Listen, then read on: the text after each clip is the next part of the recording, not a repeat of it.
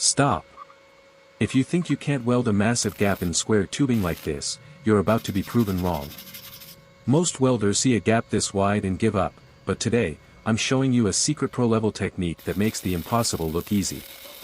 If you want to stop burning holes and start creating rock-solid, professional beads, you need to watch every second of this video because the final result will blow your mind. Look at this fit up, it's a total nightmare. If you just strike an arc here, you're going to blow right through the metal. But watch closely. Here is the ultimate bridge hack. I'm using a common nail as a filler rod to bridge that canyon. This isn't just a shortcut, it's a strategic way to manage heat and provide enough metal to fuse both sides without a blowout. Notice my rod angle. I'm focusing the heat on the thicker edges first. We aren't just filling space, we are building a structural foundation. Watch my movement, it's a tight, controlled W pattern.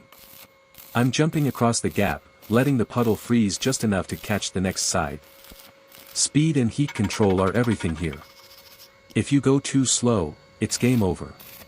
Now, pay close attention to the arc color and the slag flow. If it gets too bright, your metal is getting too thin. See how that nail is melting perfectly into the base metal? That's the sweet spot.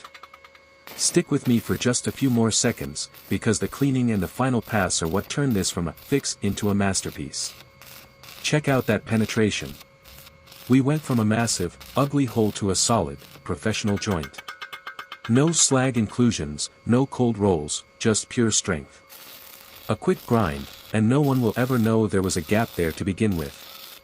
If this welding hack saved your project today, smash that subscribe button and hit the like. Comment Weld Pro if you watched until the end. See you in the next one. Viral Hawk.